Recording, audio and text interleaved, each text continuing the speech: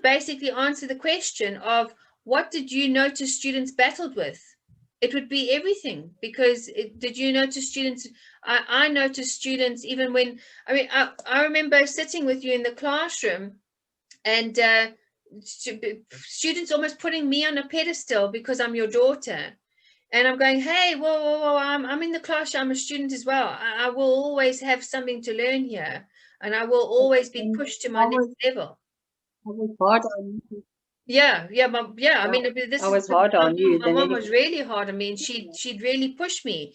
But also the thing is, what I would notice is that your students would battle when they didn't want to actually follow the steps. So that you'd give them the step-by-step process, and really was simple. But because it was simple, they battled to follow it because they overcomplicated it. So they battled with actually following the structure first and just following the steps first, because they thought, well, this is just not the way to go. Then they would battle with actually going home and practicing and doing that, because they would have other things that would come in to so-called that needed more attention, which was all based on values. And then after that, then they would then battle with getting the image to how they saw it in their mind on the paper. They'd battle to actually having it fit on the page. They'd battle to have it to stand up and really look three-dimensional. And then they come in, they go, I don't know what's missing, but something's missing. And they battle to actually know when to stop and when they had finished. And I'd say that's almost like we're being from start to finished on as an artist, as a person. Something that you mentioned, which came to mind, is that because the steps are so simple, they don't put such a high value on the steps. It's simple, so they're not trusting the process because it just seems too simple. Where they are criticizing something and they're only a quarter way through. Mm-hmm. You know, they're criticizing themselves and the process. And if they had just waited a little bit longer, then, you know, they would be able to see how they could transform from being a total beginner to an accomplished drawer, depending on the individual, say within 4 weeks. You know, if you focus just on one subject or whatever the case is. And when it comes to students doing homework, people needed discipline. And what I tried to do was inspire the students so that they didn't need the discipline. They just went ahead and did the homework. So I think to be a teacher, you have to be very responsible and very aware. Is not only to guide and teach people, but to inspire them to do their homework.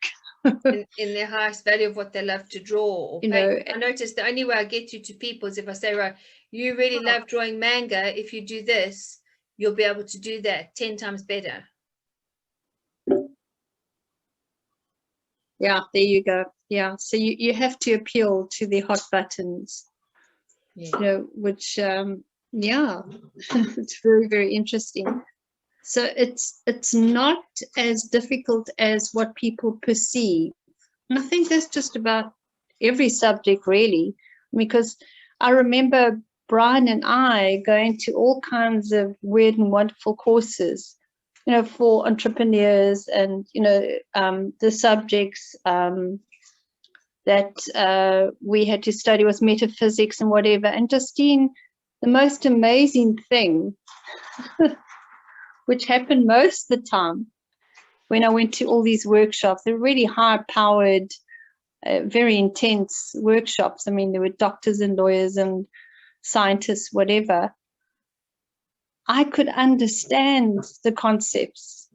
I was able to focus. I I was able to apply because of art, because of all the concepts. And I remember the lecturers coming and having a chat, and then, yeah, okay, so what do you do? Now I'm an artist, an art teacher. What? That